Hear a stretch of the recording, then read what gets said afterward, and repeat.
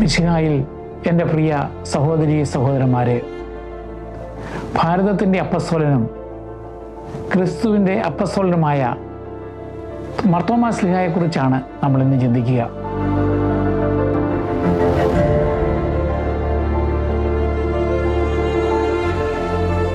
സംശയാലുവായ Thomas എന്നൊക്കെ പറഞ്ഞ് നമ്മൾ തോമാ ശ്ലീഹായെക്കുറിച്ച് പറയാറുണ്ട്. എന്നാൽ തോമാ ശ്ലീഹായുടെ ജീവിത സാക്ഷ്യം നമുക്ക് വലിയ ഒരു പാഠമാണ്. ജൂലൈ 3-ാം തീയതിയും ഈസ്റ്റർ കഴിഞ്ഞ് വരുന്ന പുതുഞായറാഴ്ചയും തോമാ ശ്ലീഹായുടെ തിരുനാൾ നമ്മൾ ആഘോഷിക്കാറുണ്ട്. തോമാ ശ്ലീഹ ജനിച്ചത് ഈശോ കൂടുതൽ പ്രവർത്തിച്ചിരുന്ന ഗലീലിയിലെ ഒരു യഹൂദ കുടുംബത്തിലാണ്. ഈശോയുടെ വളർത്തുപിതാവായ യൗസേപ്പിനെ പോലെ തോമാ ശ്ലീഹായും ഒരു ബിൽഡറായിരുന്നു എന്ന് വിശ്വസിക്കുന്നുണ്ട്. മറ്റ് അപ്പസ്തോലന്മാരെ പോലെ തന്നെ തോമാ ശ്ലീഹായും സർവ്വതും ഉപേക്ഷിച്ച് ഈശോയുടെ പിന്നാലെ നടക്കുകയുണ്ടായി. തോമാ ശ്ലീഹായുടെ ജനനം എന്നാണെന്ന് അറിയത്തില്ലെങ്കിലും അദ്ദേഹം മരിച്ചത്, അല്ലെങ്കിൽ രക്തസാക്ഷിത്വം മരിച്ചത് 72-ാം ആണ്ട് ഡിസംബർ 21-നാണ്. ഈശോയുടെ അതേ പ്രായമായിരുന്നു തോമാ ശ്ലീഹായ്ക്കും എന്നാണ് വിശ്വസിക്കുക. ഇനി തോമാ ശ്ലീഹായുടെ പേരിനെ കുറിച്ച് പറയുമ്പോൾ അദ്ദേഹത്തിൻ്റെ യഥാർത്ഥ പേര് ജൂദാസ് എന്ന് തന്നെയാണ്. പല യൂദാസുമാരുള്ളത് കൊണ്ട്, യൂദാസ് കറിയാത്ത, യൂദാസ് സദേവൂസ് അങ്ങനെയുള്ളത് കൊണ്ട് തോമാ ശ്ലീഹായെ തിരിച്ചറിയുവാൻ വേണ്ടി ജൂദാസ് ദ ട്വിൻ എന്നാണ് അറിയപ്പെട്ടിരുന്നത്, അല്ലെങ്കിൽ ജൂദാസ് തോമസ്. തോമസ് എന്ന വാക്ക് ഒരു ഹിബ്രായ പദമാണ്. അതിൻ്റെ അർത്ഥം ഇരട്ട എന്നതാണ്. അതിൻ്റെ ഗ്രീക്ക് ഭാഷയാണ് ദിദിമൂസ്. അപ്പോൾ തോമസ് എന്നോ ദിദിമൂസ് എന്നോ പറഞ്ഞാൽ ഇരട്ട എന്ന അർത്ഥത്തിൽ അദ്ദേഹത്തിന് ഒരു ഇരട്ട സഹോദരനോ അല്ലെങ്കിൽ ഇരട്ട സഹോദരിയോ ഉണ്ടായിരുന്നു. യഹൂദന്മാർക്ക് അക്കാലത്ത് ഒരു യഹൂദ നാമവും ഒരു വിജാതീയ നാമവും ഉണ്ടായിരിക്കും. യൂദയായിലായിരിക്കുമ്പോൾ അവർ ഒരു പേരിൽ അറിയപ്പെടും. അതുപോലെ തന്നെ വിജാതീയ പ്രദേശങ്ങളിൽ ചെല്ലുമ്പോൾ ഹെബ്രായ ഭാഷയിൽ നിന്ന് വ്യത്യസ്തമായി ഗ്രീക്ക് ഭാഷയിലുള്ള പേരിലായിരിക്കും അവർ അറിയപ്പെടുക. അങ്ങനെയാണ് പൗലോസ് ശ്ലീഹ സാവൂൾ എന്നും പോൾ എന്നും അറിയപ്പെടുക. അതുപോലെ തോമസും ദിദിമൂസും. സുവിശേഷങ്ങളിലേക്ക് വരുമ്പോൾ ഈശോയോട് ചേർന്ന് തോമാ ശ്ലീഹ പൂർണ്ണമായി പരസ്യം ചെയ്ത കാലത്ത് യാത്ര ചെയ്യുന്നു. ഈശോയുടെ പ്രബോധനങ്ങൾ കേൾക്കുകയും അതുപോലെ തന്നെ ഈശോ ചെയ്യുന്ന അത്ഭുതങ്ങൾ കാണുകയും ചെയ്യുന്നു. ഈശോയുടെ മാർഗങ്ങൾ അദ്ദേഹം നേരിട്ട് മനസ്സിലാക്കുന്നു.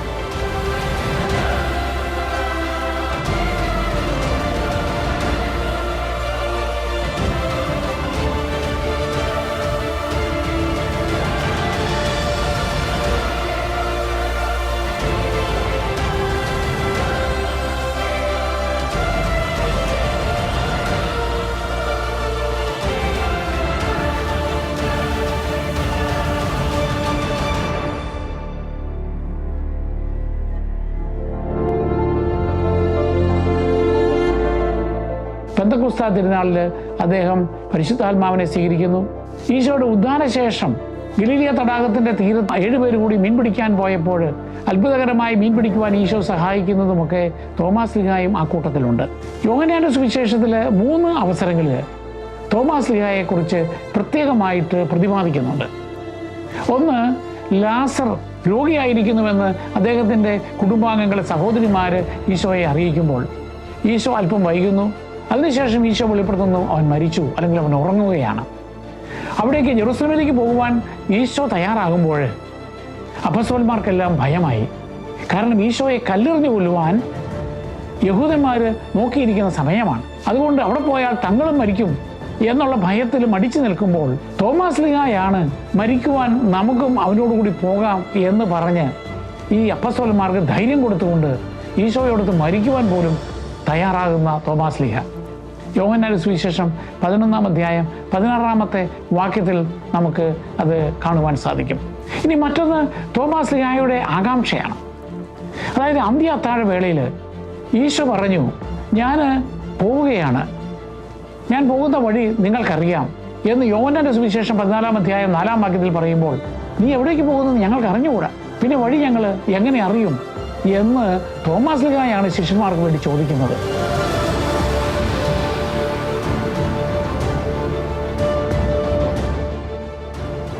You know the way to where I'm going. We don't know where you're going. How can we know the way? I am the way, the truth, and the life. ആ അവസരത്തിലാണ് ഈശോ പറയുക, ഞാൻ വഴിയാണ്, ഞാൻ സത്യമാണ്, ഞാൻ ജീവനാണ്. എന്നിലൂടെ അല്ലാതെ മറ്റാർക്കും എൻ്റെ പിതാവിൻ്റെ സന്നിധിയിലേക്ക് വരുവാൻ പറ്റുകയില്ല.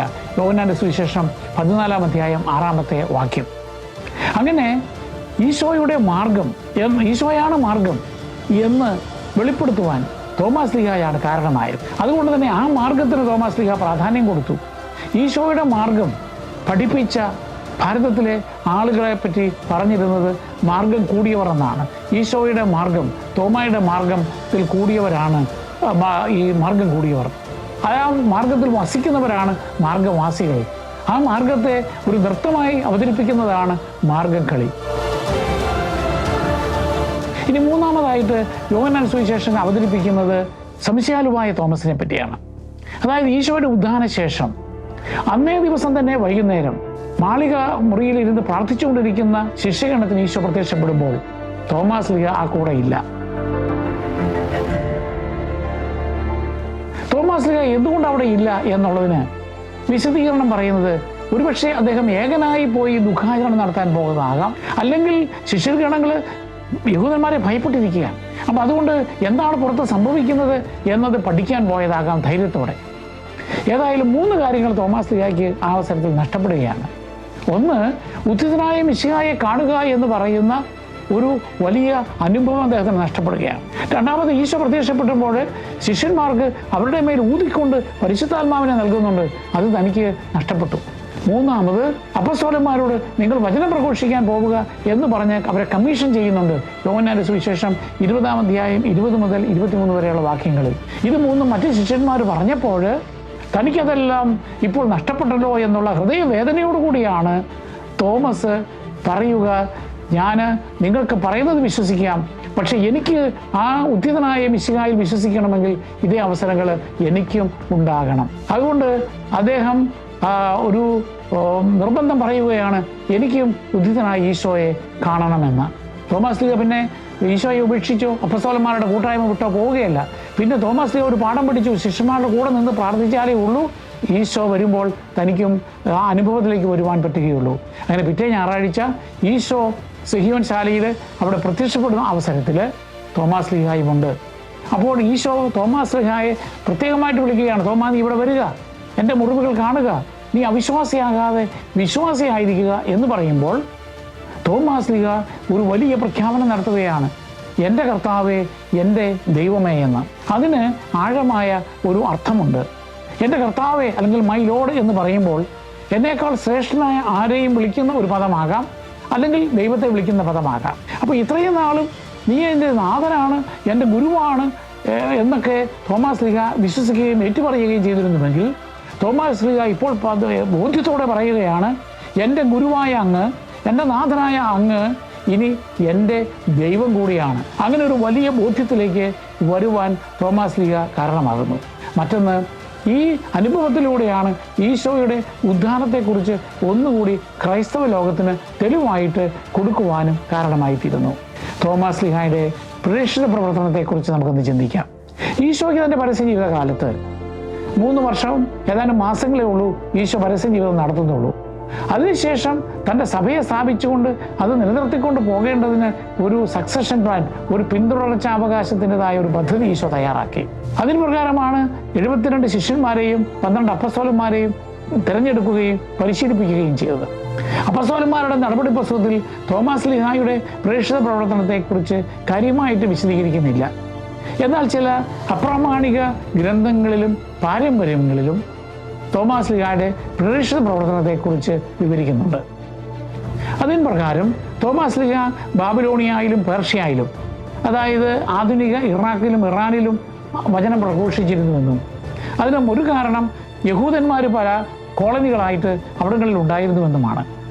കാരണം യഹൂദന്മാരോട് മതത്തിൻ്റെ പിന്തുടർച്ചയാണ് ക്രൈസ്തവ മതമെന്നും ബൈബിളിൽ പറയുന്ന പഴയ നിയമത്തിലെ പല കാര്യങ്ങളും ഈശോയിൽ പൂർത്തീകരിച്ചുവെന്നും ബോധ്യപ്പെടുത്തി കൊടുക്കുവാൻ എളുപ്പമായിരുന്നു. ഇനി ചില പാരമ്പര്യങ്ങളിൽ ക്രിസ്തുവർഷം 52-ാം ആണ്ടിൽ മിഡിൽ ഈസ്റ്റിൽ നിന്ന് കപ്പൽ മാർഗം മലബാർ തീരങ്ങളിലേക്ക് കച്ചവടക്കാരുടെ കപ്പലിൽ തോമാസ് ലീഹ വന്ന് സുവിശേഷം പ്രസംഗിച്ചുവെന്ന് പറയുന്നുണ്ട്.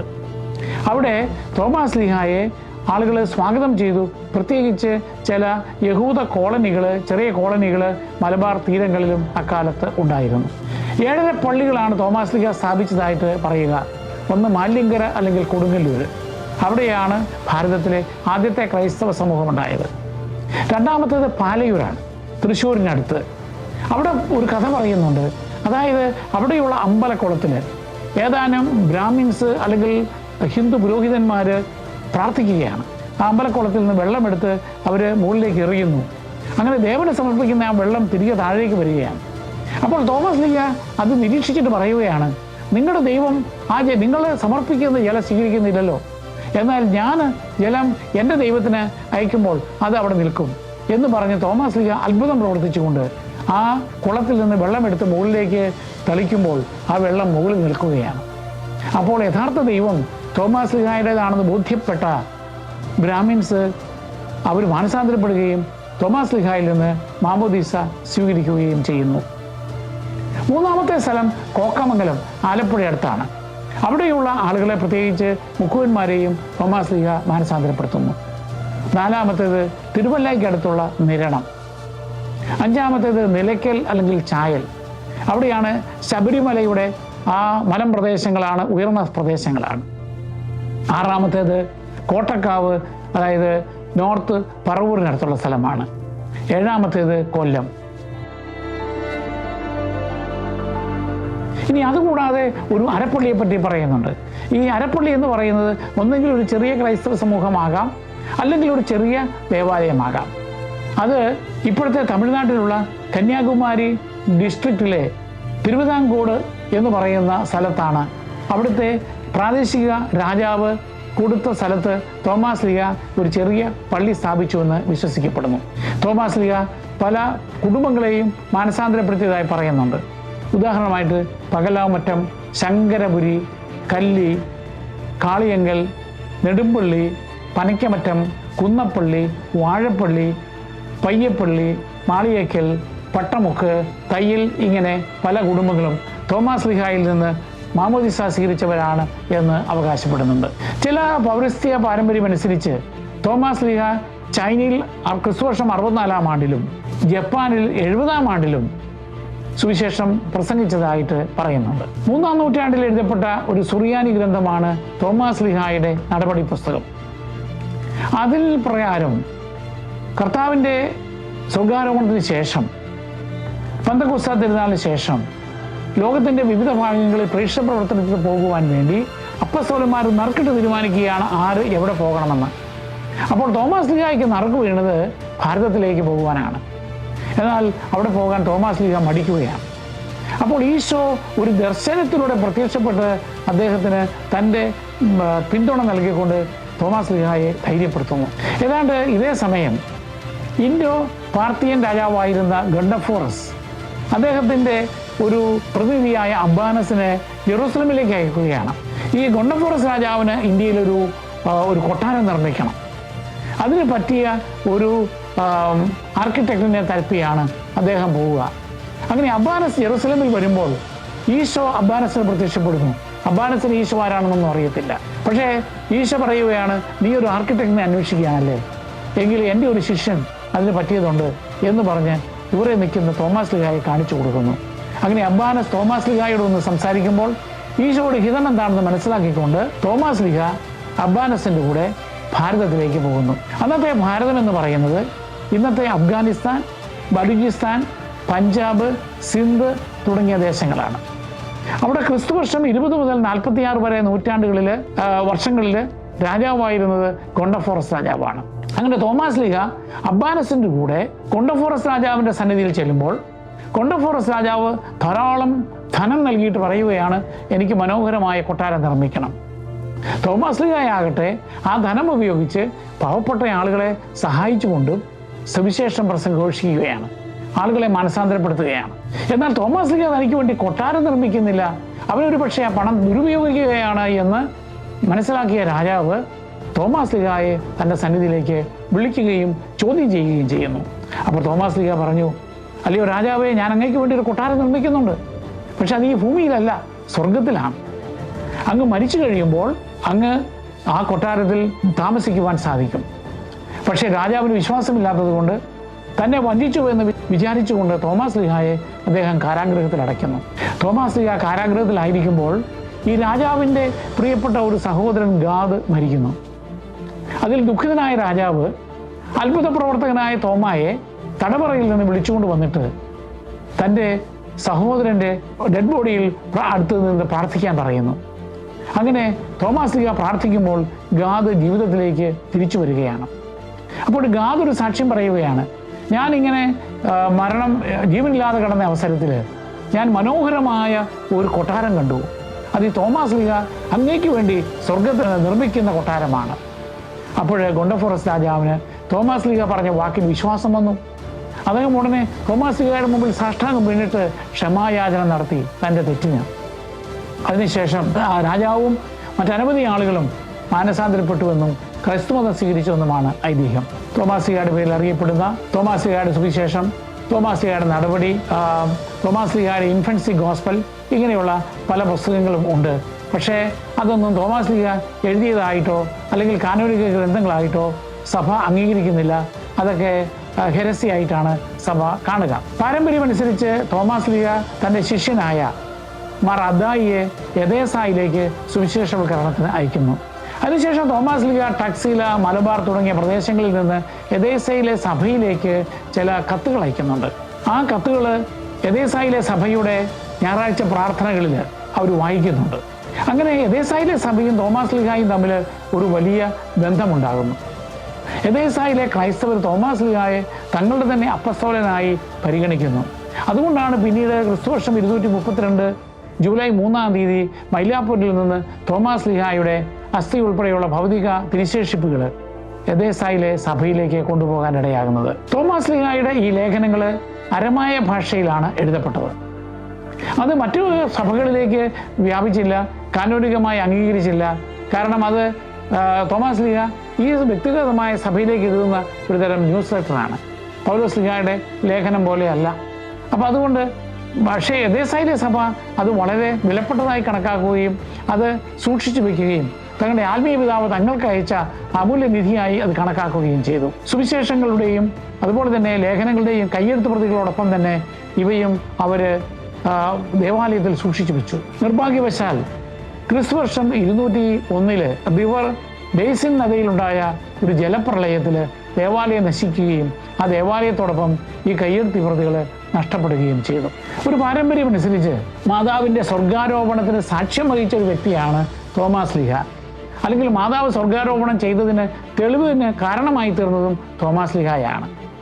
ഇതനുസരിച്ച് അരിമത്തിയാക്കാരൻ ജോസഫിൻ്റെ പേരിൽ അറിയപ്പെടുന്ന ദ പാഷൻ ഓഫ് മേരി എന്ന് പറയുന്ന ഒരു ടെക്സ്റ്റിൽ പറയുന്നത് ഇപ്രകാരമാണ്.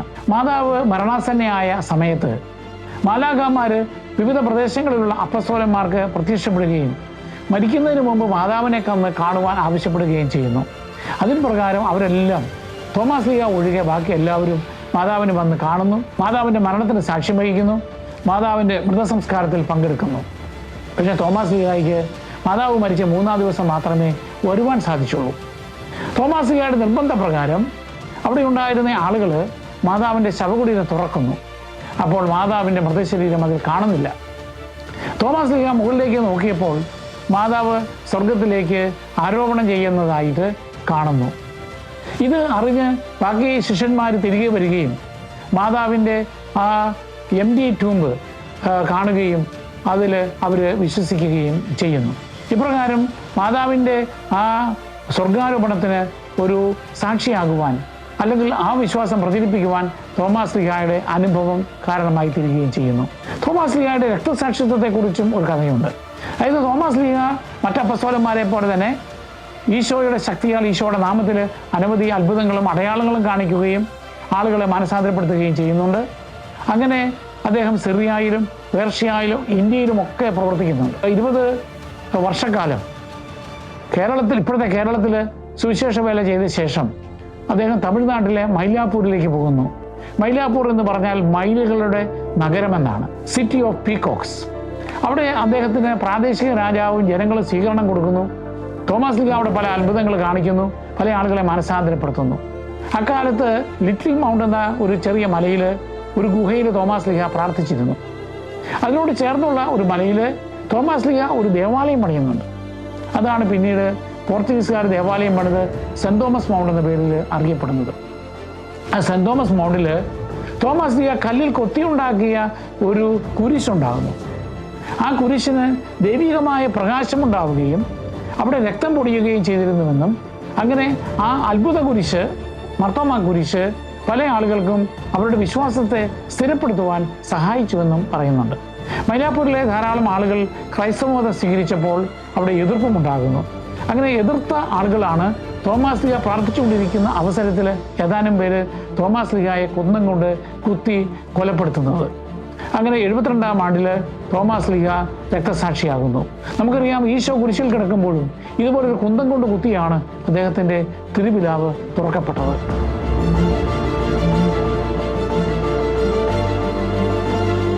അതുപോലെ തോമാസ് ലീഹായും കുന്തത്താൽ കുത്തപ്പെട്ട് രക്തസാക്ഷിയായി മാറുകയാണ്. അങ്ങനെ തോമാസ് ലീഹായുടെ ഭൗതിക ശരീരം അദ്ദേഹത്തിൻ്റെ ശിഷ്യന്മാർ ദുഃഖാചരണം നടത്തിയ ശേഷം അവിടെ സംസ്കരിക്കുകയും അതൊരു തീർത്ഥാടന കേന്ദ്രമായി മാറുകയും ചെയ്യുന്നു.